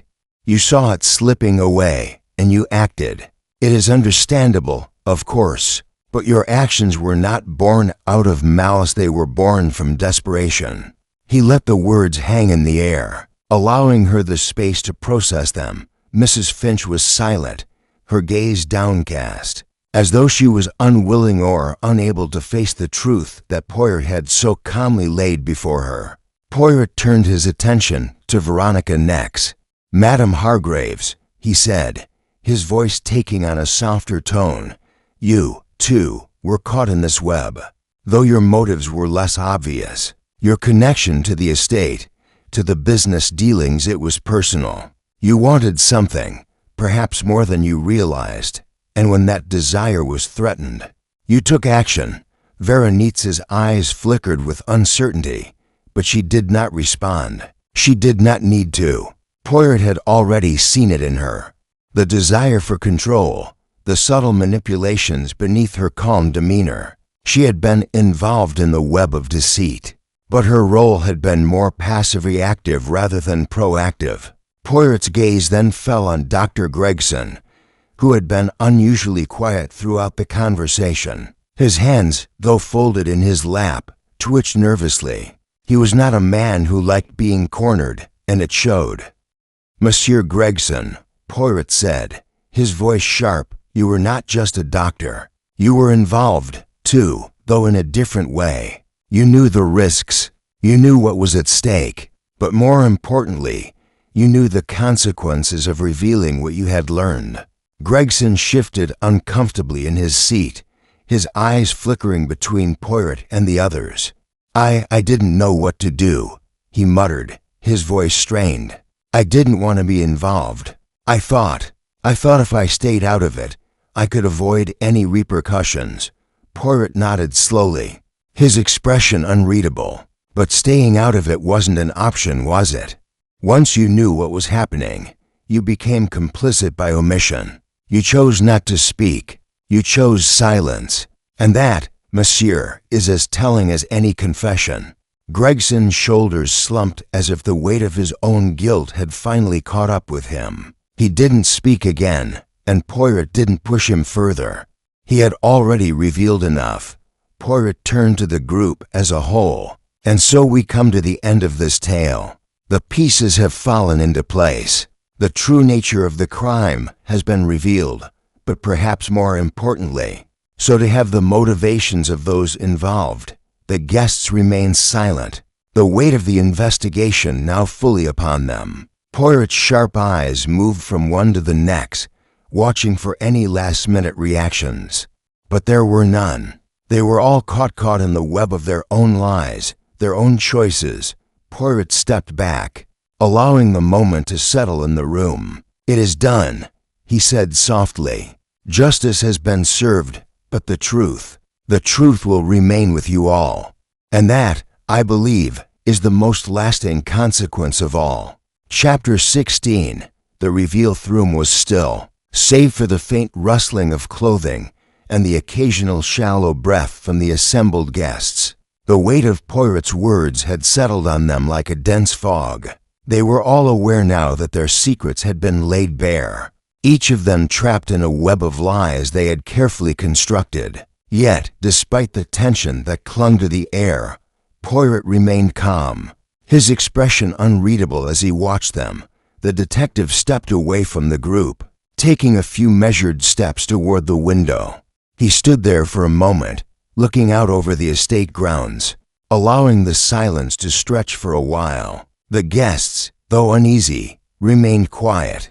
The culmination of the investigation was near, and they all knew it. Poirot turned back to face them, his gaze sharp as ever. "I believe the time has come," he said, his voice breaking the silence with its quiet authority. "The pieces of this puzzle have finally come together. The truth is before us, and it is time for it to be revealed."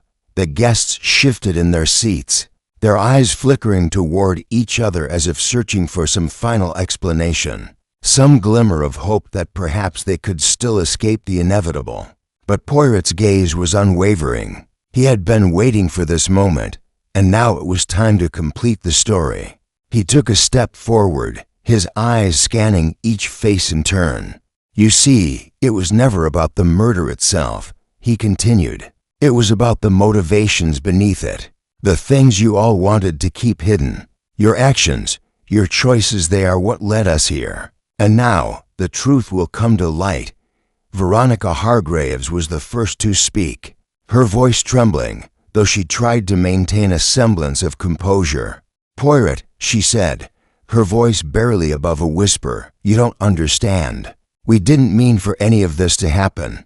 We were just trying to protect what we thought was ours." Poirot's expression softened, though his eyes remained sharp. "Ah, madam, I understand more than you realize. You were not the only one who felt threatened, who feared losing something precious. But fear, as you know, is a powerful motivator. It clouds judgment, distorts reality, and in the end, it leads to actions one cannot undo." Veronitza's face flushed, and she lowered her gaze. She had been caught. There was no denying it now. She had been part of the web, an unwilling participant, but a participant nonetheless. Poirot turned to Mrs. Finch, who had remained unusually quiet throughout the entire exchange. "Madam Finch," Poirot said gently, "you were not just an innocent bystander in all of this. You, too, had a hand in the events that unfolded. You thought you could control the outcome, but in the end, it slipped through your fingers." Mrs. Finch's hands trembled in her lap, and her lips parted as if to speak, but no words came. She seemed to shrink in on herself, her once steadfast composure crumbling under the weight of Poirot's scrutiny. "The parasol," Poirot continued, his voice steady, "was not just a symbol of Eleanor Murdoch's wealth and status. No, it was something far more significant. It was a reminder of the power she held, power that was threatened by those around her. It was that power, that control, that each of you wanted, in one way or another.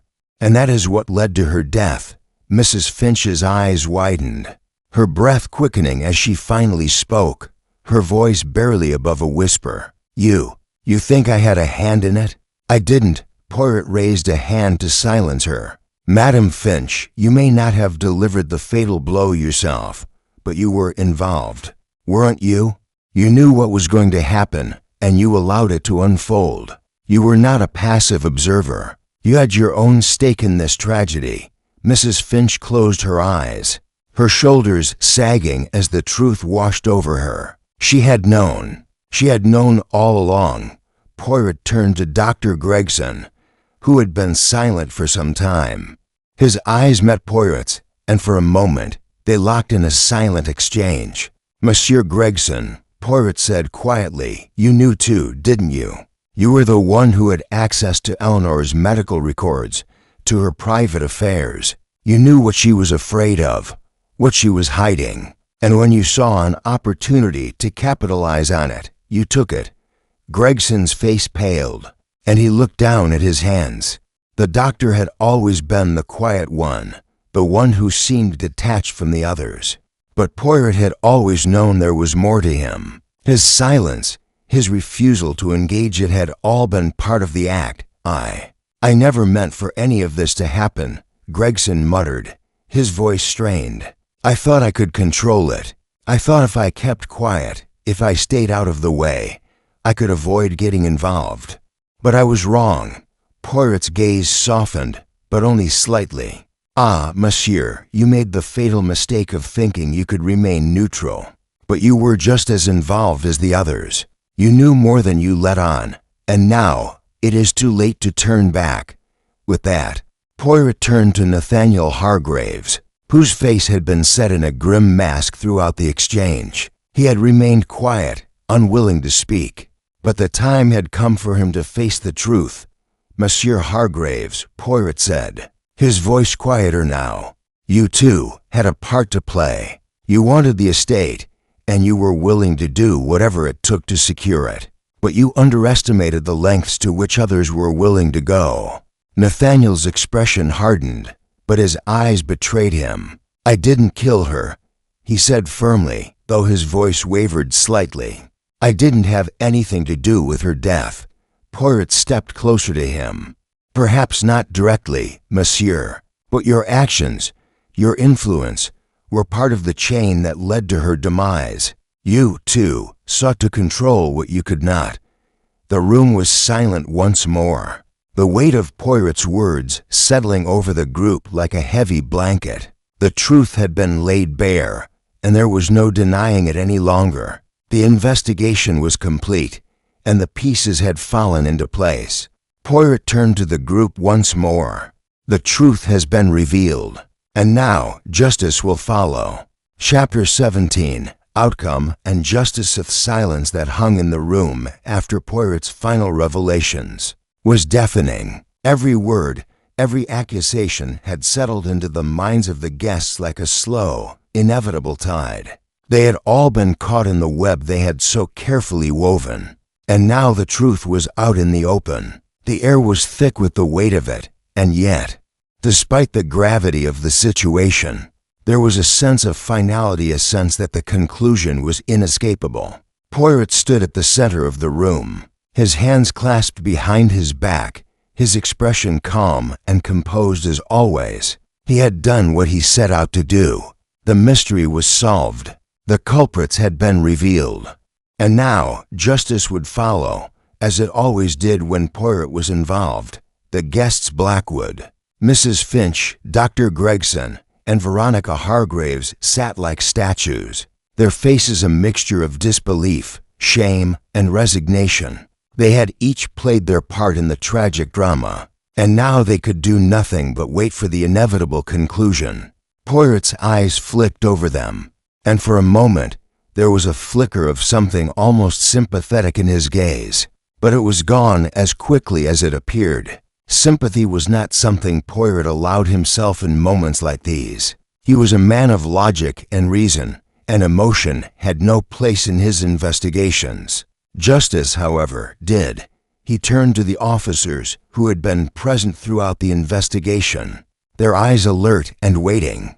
Monsieur, he began, addressing the lead officer, you may take them now. At his signal, the officers stepped forward. The handcuffs that had been left unused for so long were finally applied. Each guest, one by one, was led away, their faces pale, their eyes avoiding Poirot's gaze as they were escorted out of the room. As Mrs. Finch passed him, her gaze briefly met Poirot's, and for the briefest of moments, he saw something in her eyes, something akin to regret. But there was no time for reflection. Justice had to be served. Veronica Hargraves was the next to be escorted from the room. Her steps were slow, her head held high despite the unmistakable shame in her eyes. She had been an unwilling participant in the scheme, but that did not absolve her of her role in Eleanor's death. She, too, had been complicit. Dr. Gregson followed, his expression one of defeat. He had tried so hard to distance himself, to maintain his neutrality, but in the end, his silence had spoken louder than any confession ever could. The truth had caught up with him, and now there was no escape. Lastly, Blackwood was led away, his defiance from earlier gone. He had attempted to flee, to run from his responsibilities, but the pursuit had been too much for him. His attempt to escape was a futile gesture, a last-ditch effort to avoid the consequences of his actions. Poirot watched them all being let out, his expression unreadable, but inwardly he felt a sense of closure. The case had been solved, the culprits had been caught, and now the weight of the investigation was lifted from his shoulders. But there was still one thing left to do. Poirot turned away from the door as it clicked shut, his mind already moving toward the final act. He walked slowly to the table in the center of the room, where Eleanor Murdoch's possessions had been laid out earlier. Her personal effects, the letters, the documents, the small trinkets, that had once belonged to her were now scattered across the surface. There was something poignant about the sight of them, something that made the whole affair feel more real. Poirot's gaze lingered on the silver-lined parasol, the object that had played such a central role in the case. He had known from the beginning that it was more than just an accessory. It was a symbol, a reminder of the power Eleanor had held and ultimately, the power that had cost her life. The parasol was gone now, but the consequences of its existence would remain forever.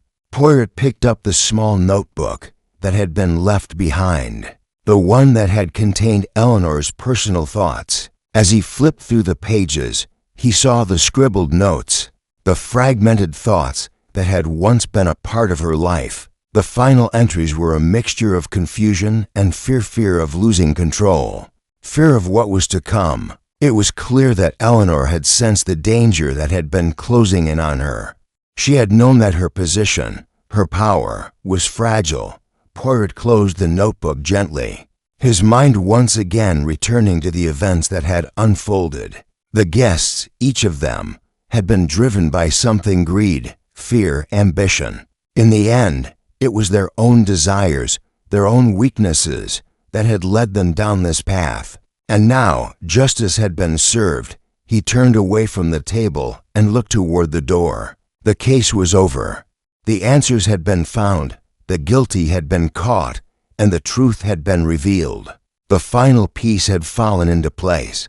Poirot stood still for a moment, letting the silence fill the room. It was a silence that spoke of finality, of the end of a long journey, but it was also a silence that held the weight of all the things left unsaid, of the lives that had been irrevocably changed by the events that had transpired. With one last glance at the door, Poirot turned and walked out of the room, his steps echoing in the empty hall. Justice had been served, and the mystery was over. Chapter 18. The closing remarked the state had quieted after the chaos of the investigation. The suspects were gone, and the once bustling corridors now seemed empty and still, as if the weight of the recent events had drained the life from the place. The guests who had been ensnared in the web of deceit were no longer present, their fates sealed. The servants, who had been mere bystanders, returned to their duties with a mix of relief and unease. The house had borne witness to a tragedy, and though it would continue to stand, it would never be the same. Poirot stood in the drawing room, the place where the whole affair had begun. The soft glow of the setting sun filtered through the curtains, casting long shadows across the polished floors. His mind was still churning over the events of the past few days, the intricate dance of deception, the slow but steady unraveling of the truth. And yet, despite the resolution of the case, a certain emptiness lingered in the air. He had solved the mystery, exposed the guilty parties, and brought them to justice. But even in the quiet aftermath, Poirot could not shake the feeling that there was something more to be understood. It wasn't the crime itself that troubled him. It was the human nature behind it, the fear, the greed, the desperation, all the forces that had led these individuals to make the choices they did. Poirot had long understood that people were not simply defined by their actions. It was the motivations, the hidden desires that truly shaped them. And that, perhaps, was the greatest puzzle of all. As he stood there, lost in thought, the sound of footsteps broke the stillness.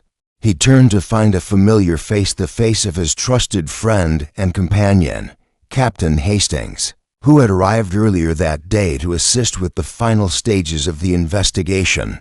"Poirot," Hastings said with a slight smile, "I trust the case is now closed." Poirot gave a small nod, though his expression remained thoughtful.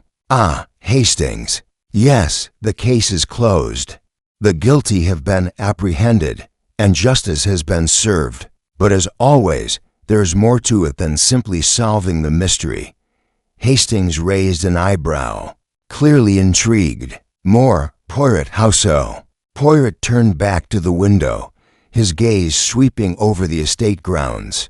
The crime itself was only the surface.